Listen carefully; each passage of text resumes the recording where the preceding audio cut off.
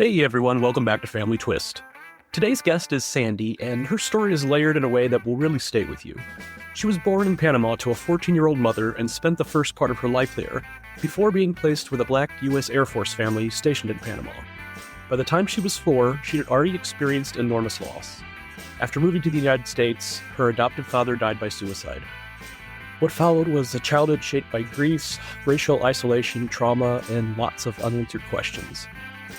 And like so many in this community, she started searching early, long before DNA testing, long before social media, back when searching meant writing letters and hoping someone might respond. When she finally found her birth mother in 2004, it was life-changing. But as you'll hear, reunion is not a finish line. It's its own complicated chapter. And for Sandi, that chapter includes reclaiming her Panama citizenship, but decades later, and physically walking through the places that shaped her earliest memories. We also talk about race, immigration, and what it feels like to live in this moment as a Black immigrant, even with citizenship. Adoption and identity does not exist in a vacuum. Here's our conversation with Sandi. Sandi, welcome to the Family Twist podcast. Thank you so much for having me. I appreciate it. Absolutely. Well, we're very intrigued. We're very intrigued to hear more about your story. We know a little bit, but can you talk a little bit about, you spent the first part of your life in Panama with your birth mother. What do you know about those days? Well, I know that my first mother was 14 when she had me. At the time, she was living with her godmother, a West Indian godmother. That's important because she spoke English. So my first mother grew up bilingual, both English and Spanish. But she was living with her godmother. She had me. Her intention was to parent me. So she brought me home. And there we lived until her godmother passed. I'm not sure exactly if I was 9, 10 months old, maybe even 11 months old at the time that she passed. But the better part of my first year was spent there. Once her godmother passed, she had to go back to her mother's home. Her mother had remarried, and the relationship with the stepfather was not great for my first mother and her 3 siblings from my grandmother's first husband, my grandfather. Mm-hmm. And so as I understand it, my grandmother, my abuela, sent my first mother away. I believe it was maybe a detention center for girls or some such. I don't really have the specifics on it, but that's kind of my impression from what I've been told. And while she was away, that was when my grandmother worked with this attorney, I guess, that my adoptive mother had been working with, and placed me. So I was placed with a Black U.S. Air Force family that was stationed in Panama at the time. And at 11 months old, I was placed with them, and we remained in Panama until I was 3.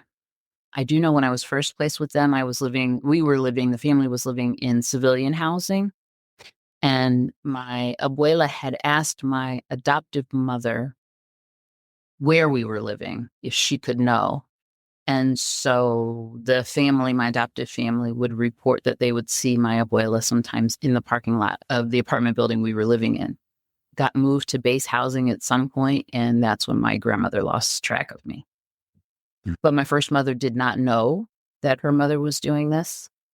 She, at 15, got married so that she could sign herself out of this place, came back to her mother's house to get me, and I was gone. And they never spoke of it until I found her some 30-some years later. Wow. Yeah. Do you know, if your abuela wanted to be able to see you, do you know why she wouldn't have kept you herself? I really can only speculate. I do believe that she thought she was doing the best thing for everybody. You know, her daughter was, like you said, 14 when she had me. My abuela had, at that point, 7 kids. I've come to learn later that she only raised the youngest 2 boys, my 2 uncles, who are not, a couple of years maybe older than me. But all of the older children had gone out to family and friends. And I don't know if that's because she was working. I don't really know why, but I do believe that she thought she was doing the best thing, probably for me and for her daughter. Mm. Yeah, as I understood, when my first mother came home and found that I was gone, she did not speak to her mother for at least a year. Wow. And I don't remember, 2004, 36, 37 maybe. It feels like estrangement to me. I don't think the family would call it estrangement, but my first mother lives outside of Panama City, in a very rural area. She calls it the bush, where everybody else is very concentrated in the city. They've all worked some kind of job, paraprofessional, mechanics. They've all held some kind of a job. My first mother never has worked ever. So I think it impacted her life tremendously. Yes, it created animosity. They worked it out to some extent, but my first mother was physically very far from everybody else. Mm-hmm. When did the conversation about the adoption circumstance with your adoptive family happen? So I was about 3 years old when I asked my mom why my face didn't look like her face. She was picking me up from nursery school. It was nursery school then. I think we call it preschool now. Yeah. Everybody else's parents, all the other kids had the same face that their parents had in my 3-year-old mind. And she didn't explain it to me then. I think she kind of, said whatever it was that appeased me at the moment. And then within the year or so, I started begging her for a little brother. Long story short, I don't know how long this went on, but I remember her raising her shirt and showing me the scar and said that she couldn't have kids. And I think I walked away with that, okay, for a second. And then I came back, whether it was 5 minutes or the next day, I don't know. But I came back and I said, well, then just adopt me. I don't understand what the problem is. And so I think she took that cue from me that I had used the word, I had used it in the proper context. I had some understanding of what it meant. And that's when she sat me down and told me that I was adopted. I remember her telling me that my first mother was young in, Panama. She told me that my first mother had other kids, which turned out later not to be true. But essentially, I think the story that a lot of us get, that she just was not capable. She was not able to take care of me. How would you describe your childhood in general? Ooh. Layered. My overall sense is I had a good childhood, but there's also a lot of it I don't remember. There was quite a bit of trauma. My adoptive father, we moved to the States when I was 3. And within a year, he died by suicide. Oh. He had 2 children from his first marriage that lived with us at that time, my brother and sister. They were also with us in Panama, but they were much older than me, 12 and 14 years older than me.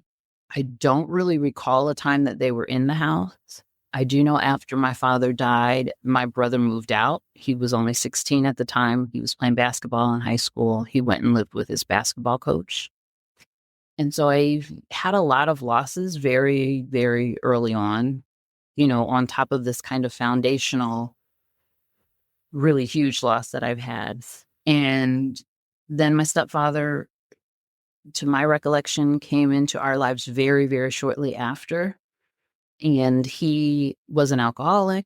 He was abusive in different ways. And so that was pretty miserable. The trauma, the disassociation, the whatever it is, there's so much of my childhood I don't remember. I can remember in our first house being very close with all of the kids in the neighborhood, spending a lot of time outside, playing. That's why I wanted a little brother. All of the other people around me all had little brothers. But then we moved to a neighborhood that was that was all white.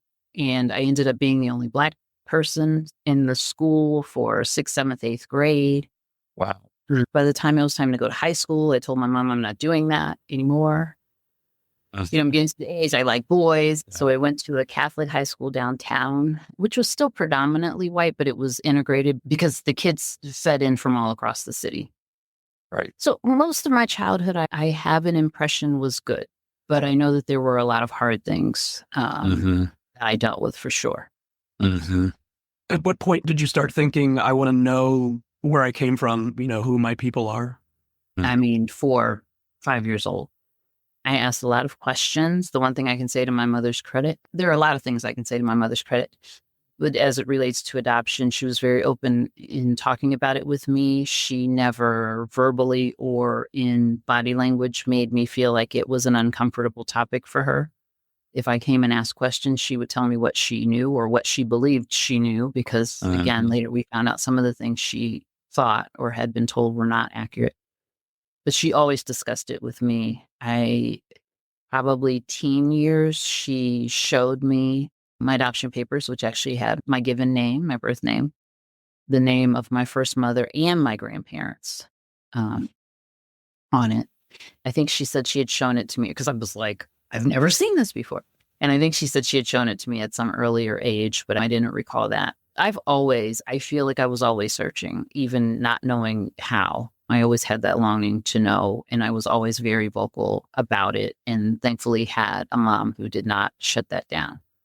Good for you. I had exactly the same experience with my adopted parents. They didn't know anything legitimately, but they were open about that, and they completely supported my search. They knew it would be difficult until I turned 18. And even then afterwards, it continued to be difficult. But I knew when I turned 18 that I had their blessing. I knew that if they were alive, they would have helped me in my search. That made me that much more comfortable being, to your point, very vocal about it.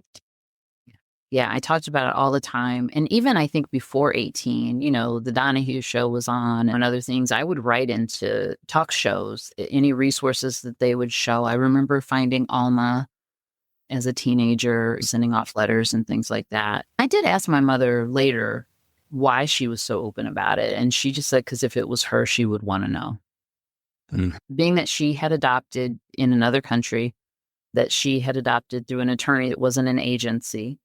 She had no education. It was just, find me a baby. They found one and she adopted. So she had no training, no preparation, no home study, right?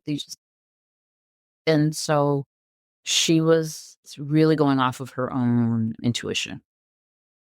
We know, back in the days when DNA testing wasn't readily available, it was, I'm sure frustrating. And Kendall could speak on this, the dead ends, we ran into, and I don't think we've ever talked about this on the show, but at one point being convinced that he found his birth mother and turned out not to be. It ended up being, a bittersweet sort of situation because she was very kind about it, but it was just, we thought we had gotten there and it was just another dead end. Yeah. Yeah. It's tough, but I was willing to make any connection. I don't think we've ever talked about this on the show. My friends used to tease me because when I turned 18, I knew I was born in Little Rock, Arkansas. And I put out a huge ad in the newspaper. I was willing to spend money. I had this huge ad saying, my name was Scott White. I was born July 14th, 1970 in St. Vincent's Infirmary. And I was like, if you know me, please reach it. I was begging for some kind of information. Of course, nothing came of it. And the irony is that my grandparents who made my mother give me away, they very likely got that newspaper because they lived in Little Rock, Arkansas at the time. So I have simmering resentment about that. Yeah. I think definitely, searching before DNA, but searching even before the internet, right? So I found Adoption Network Cleveland in the mid 90s. Yeah. I was living in Cleveland at the time. And I can remember, at first I just thought it was impossible. I was adopted from another country. I just thought it was impossible. My birth name is Rodriguez. I'm never going to find a Rodriguez in a Latin American country. It's like searching for a John Smith. Exactly. And I used to sit in those meetings for Adoption Network Cleveland and listen to other people, tell their search stories and, going to the library, searching through yearbooks or, phone books and all kinds of things. And I would just, I'm so happy for people that they are able to do this, but I'm also like, just, oh, woe is me. And I would just bawl like, that's never, ever, ever going to happen for me. It'll never happen. And like you said, I had done a lot of just reaching out to different resources that I could find through, television and stuff like that, but nothing ever came of that. Ultimately, I got my first computer in like 1997, I think. I was a mom of 2 by then. My youngest child was a year old. The internet opens up a whole new world. And I found a website called Panamanians from Around the World. Oh, Panameños alrededor del mundo. And I literally sent an email to every single Rodriguez on the website. This is my story. This is what I'm looking for. If you think you can help me, or if you might know any of these people, please let me know. And so there was one man who responded back to, lots of people responded. Good luck. Nice story. yeah. But there was one man who responded to me that he really thought he could help. He worked for the federal government, although like a Department of Agriculture. I mean, he wasn't in intelligence or anything, right? Right. But he just felt that he had enough connections. Older than me, maybe 15, 20 years. So he was, mature. He was educated. He was worldly. He had traveled quite a bit. And we ended up developing this friendship through the internet, through email, through, I'd mail Christmas cards with family photos and all of that from, I think I probably found him maybe 98, 99. And he worked on finding her for me until about he found her in 2004, February of 2004. Wow. And he found her because he was sitting in his office, and it was an election year, 2004 in Panama. And he mentioned to the women, it was all women in his office at the time. And he mentioned to them, if I could just get in and see those voter registration, I bet you I could find her. And they all knew. I mean, that was his approach, was just kind of tell everybody what he was trying to do, and somebody will know something. So they all knew he had been working on this for years at this point. And one of the women said, my mom worked in voter registration. And so he got in and was able to look at the records, and he found that my first mother was registered to vote. She was registered to vote using a friend's address and phone number. So he called that friend and said, do you know her? I have some business to discuss with her. Could you ask her to come and meet me at my office on this day at this time? My first mother showed up not knowing what it was about. And he had all the photos I had sent him for years now. First asked her, do you have a daughter? And she said, yes, I do. Her name is Christina. He said, well, I think she's looking for you. And so that was that. That was February 2004. I was on a plane the first week in April. You're built like I am. Your story is bringing me to tears because it feels so similar to the way I felt when I found my family. It's just, until somebody's lived through it, I don't know if you can describe it. It's just amazing. Yeah. Wow. Many people, many adoptees go through it differently. Mm-hmm. Right? Mm-hmm. So, yeah. Well, it sounds like you're in reunion with her, and that. I am. It's been complicated. The distance, the travel. She's had a number of strokes in the last few years, so her speech is impaired. Like I said, she lives very rural and isolated and poor. For a number of years, I was getting them phones and sending money periodically and all the things. The rain, there's a whole rainy season in Panama. The rain would take out the phone lines and all the things.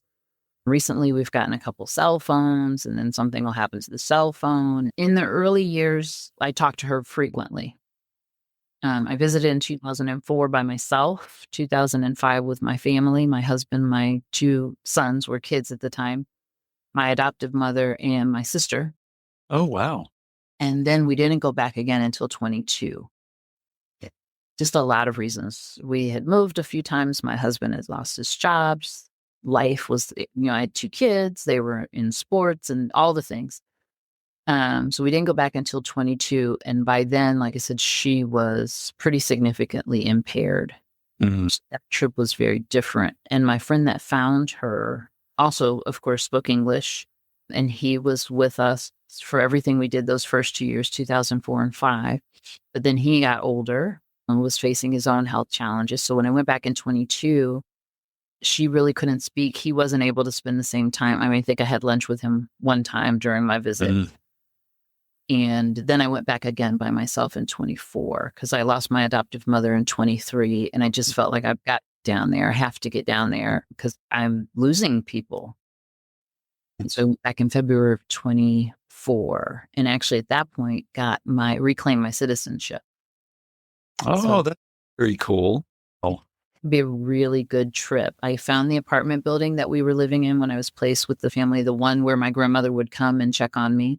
uh-huh. I went to visit the neighborhood where my first mother lived with her godmother. She had talked about the building. The building is pretty significant because it was at the time the largest wooden structure of some significance. A lot of West Indian immigrants who came to work on the canal lived in that building. Mhm. And it's replicated at this museum in Panama. And we had went there to visit it. We went to visit this museum in 2004, and she recognized this replica of the building that we lived in and was so, oh my gosh, so I wanted to Yeah. go back and see that neighborhood, see the site of the building and all of that. So 2024, when I went by myself, just turned into a really kind of great reclamation visit. Very cool. Yeah. When you think about that trip in 2006 and having both of your mothers there, what memory immediately jumps out for you? I don't know that my memory still doesn't work like other people's. I have feelings and impressions, right? And it was a good time. I mean, both of them, I've heard a lot of adoptees talk about their being together with their first mother and their adoptive mother, and it being awkward and feeling the split loyalties and all the things. I Mhm. didn't have any of that. They really both gravitated towards one another. I have a lot of photos of the two of them together. It was a good time. Like I said, I had my kids there. It just felt great to have both of my families as one, in one place. I always say I've had fathers in my life, but when I talk about my adoptive parents, I really only talk about my mom because she was the one constant. Mhm. And it was just a really great trip. And for her as well, because she had lived in Panama, but at the time that we went back, it was 2005. A lot of things had changed. They had given the canal back. So there was no more canal zone that was exclusive to U.S. citizens like there was, in the late 60s when I was born and lived there. So a lot of things had changed, but she was able, and my sister too. My sister graduated high school in Panama. Mm. And so they were both able to kind of reminisce about how things were. The one thing you did ask, what's the one memory? Mm. So I never really put it together that when my adoptive mother picked me up, she had always told me this attorney came and said, whatever. And they went to go get the baby. And she remembered following him, not knowing where she went. My mother had a terrible sense of direction, not knowing where they were going. She's just following him, right? Lots of turns. She has no idea where she is. And she picked me up from my grandmother's house.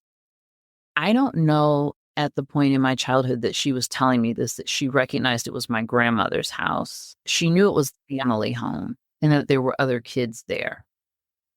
But not until 2005, I think, when we were all there together, did I really put it together that these two women had met each other before. My abuela still lived in the same house at that point. And my abuela, I remember her asking my mom, "Where is your son?" and gesturing this, all in Spanish, of course, right? But where is your son? Because my brother is 6'6". Wow. And so when she said that, it kind of clicked for me, like, we're all coming back to a place Mhm. we've all been together before. Yeah.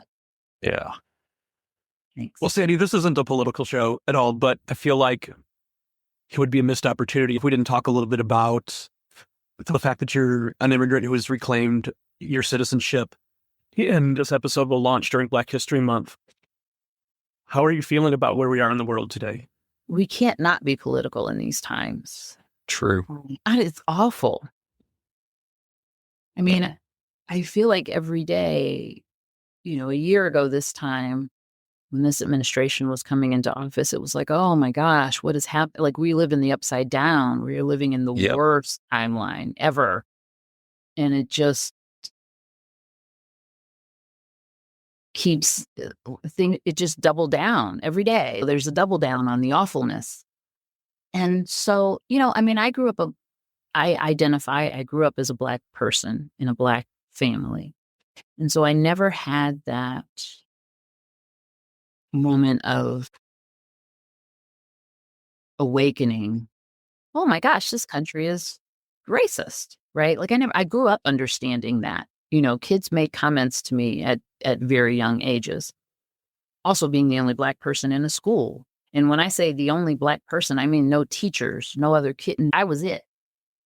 We integrated both of the neighborhoods that I lived in as a child. When we first moved into Panama, or into the U.S. from Panama, we were the first Black family, and other Black families moved in. And then we moved again and again integrated another neighborhood. So I always understood that.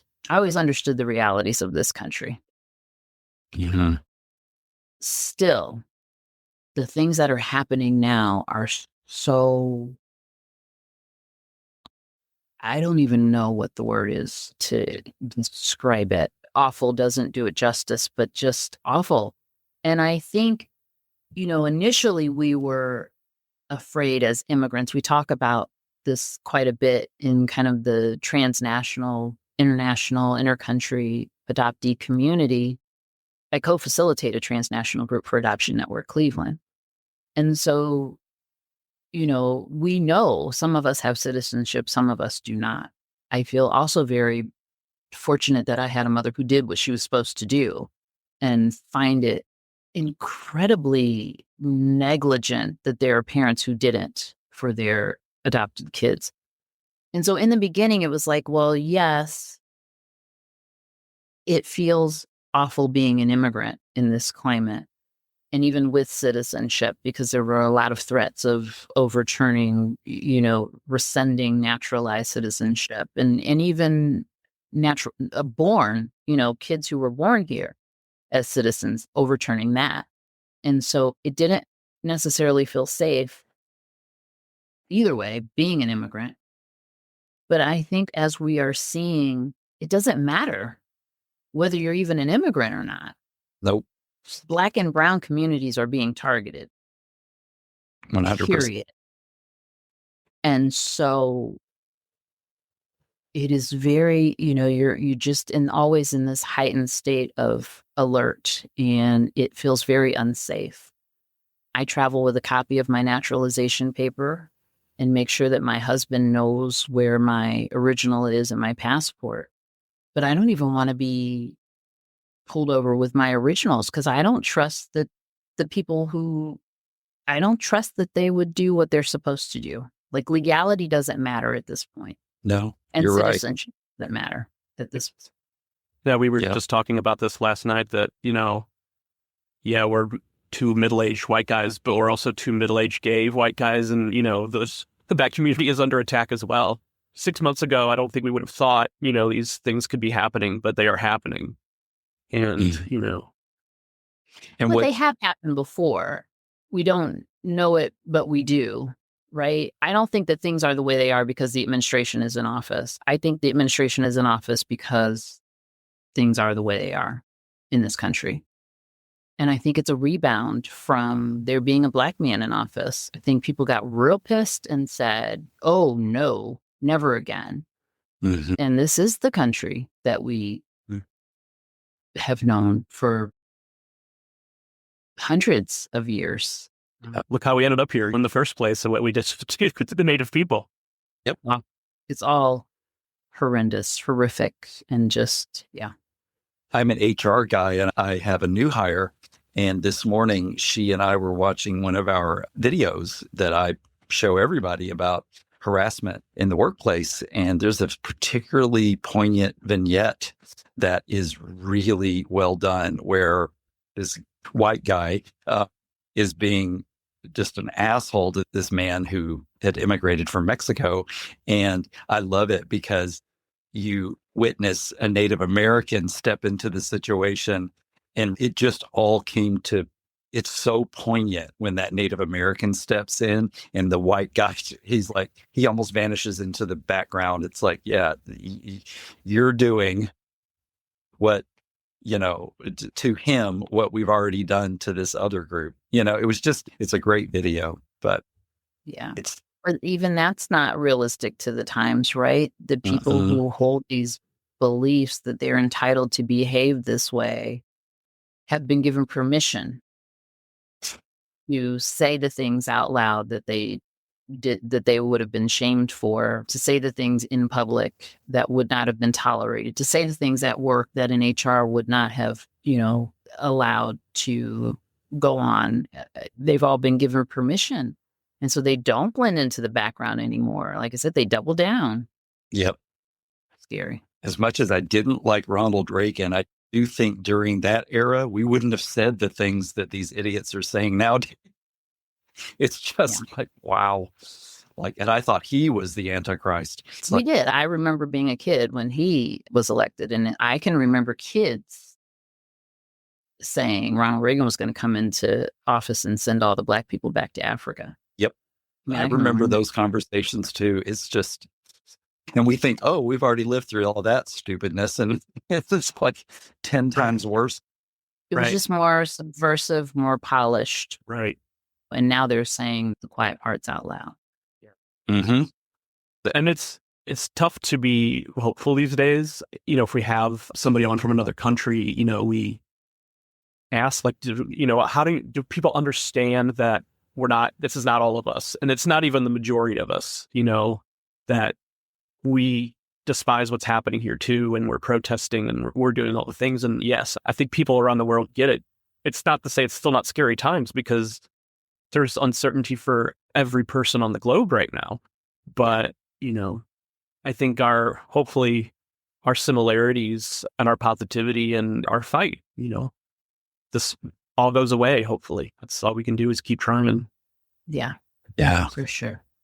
and I want to shout out to the people in Denmark right now to say, good Lord,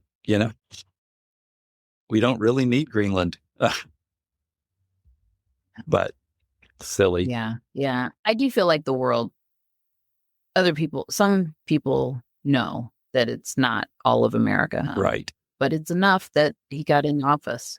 Yep. Right. It's enough that they're carrying on. So, yeah, it's hard to find hope. I think I find hope knowing that, like I said, this is not the first time. This is not unusual for the United States. This is part of the history of the United States, and we've survived it before.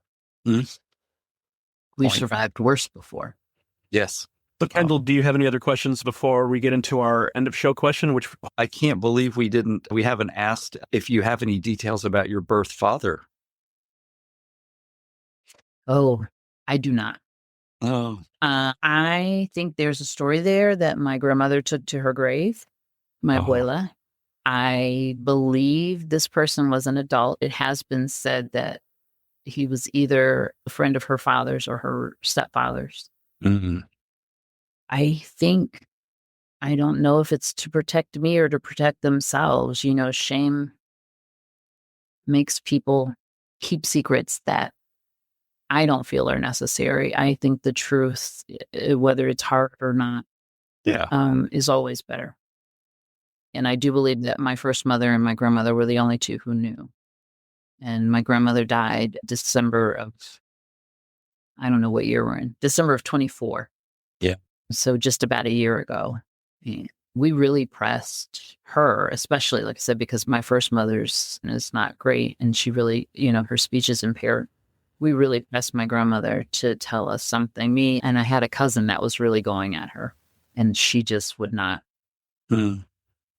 Well, you never know. You might match with somebody on your father's side. DNA. Yeah, I have done Ancestry. I've uploaded to like GEDMASH and MyHeritage, I think. But, they're all very distant matches. Right. I did, when I went in 24, also did Ancestry kits for my first mother and 3 of her siblings, just so I could start parsing out who was on what side. Uh-huh. I just want to know if I have siblings, honestly. Yeah. Never had any more. Right. Never had any of Well, as we know, this is, for everyone's circumstance, it's a roller coaster ride that you really never get off. I mean, we were kind of going through it last night. When you're going through those feels and dealing with the trauma and stuff, is there a musical artist or a song that you lean on? Oh gosh. I love music. I would say through the years it has changed. I can remember a period that Bob Marley I would play on repeat. It just would lift my spirits and make me feel encouraged. Bill Withers' music has always been very special to me. Even as a kid, Lean on Me was my favorite song. But yeah, R&B, what we called soul music when I was growing up in the 70s. I can't think of one specific song. All of those are regularly played in our house. We jump from genre to genre, but I will definitely let Kendall know, since he got, I think, his internet.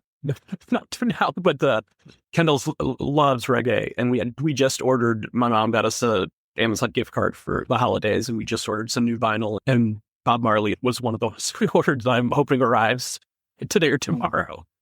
That'd be great for this weekend. Well, we really appreciate you sharing your story, and I think Thank you so much for the opportunity. Absolutely. I think Lean on Me is a very poignant choice, considering the work that you do and with helping people. That's awesome. Sandi, thank you. There's so much in your story. Panama, your abuela watching from a distance, the early loss, the years of searching when searching felt impossible, and then finally getting on that plane in 2004 and stepping into a reunion that was real, but also complicated. I keep thinking about that trip, you reclaiming your citizenship, walking back through the places that mattered before you even had language for why they mattered. It's powerful. Not just reunion, but reclamation.